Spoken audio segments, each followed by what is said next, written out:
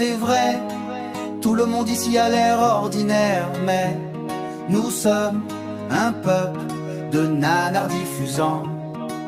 En chacun se cache toujours un hassid, prêt à porter la délivrance.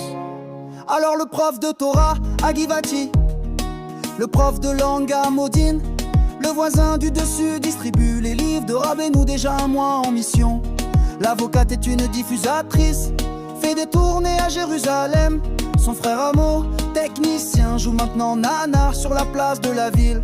C'est vrai, tout le monde ici a l'air ordinaire, mais nous sommes un peuple de nanars diffusants.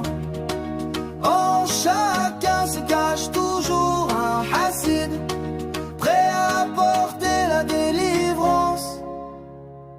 Le chauffeur de bus de Dan, celui qui est toujours à l'heure, il distribue maintenant les pétèques de Rabbi Israël au sud près de Niram. Et il y a un étudiant au Technion, au milieu de sa première licence. Il diffuse en réserve dans la brigade du Galil, déjà un mois à la frontière nord. Yeah yeah, c'est vrai, tout le monde ici a l'air ordinaire, mais nous sommes un peuple de nanars diffusants. En chacun se cache toujours un hassid, prêt à porter la délivrance. Il y a ici une mannequin paramédicale, il y a un électricien qui diffuse, il y a Yoni, un saxophoniste talentueux qui est avant tout nanar Nahman. Tous sont une armoire secrète ou une grande boîte équipée.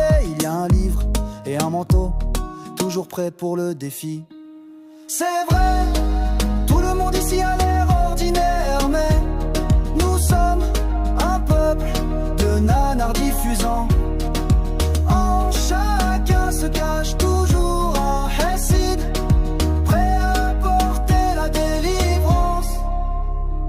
Et peu importe si au milieu de la vie ou en plein match de football, tous laisseront tout en une seconde si le drapeau les appelle. Ici, ce n'est pas un univers parallèle, pas un monde de Marvel. C'est notre histoire, Nana, Nahman en Israël. C'est vrai, tout le monde ici a l'air ordinaire, mais nous sommes un peuple de nanars diffusants. En chacun se cache toujours un hassid, prêt à porter la délivrance.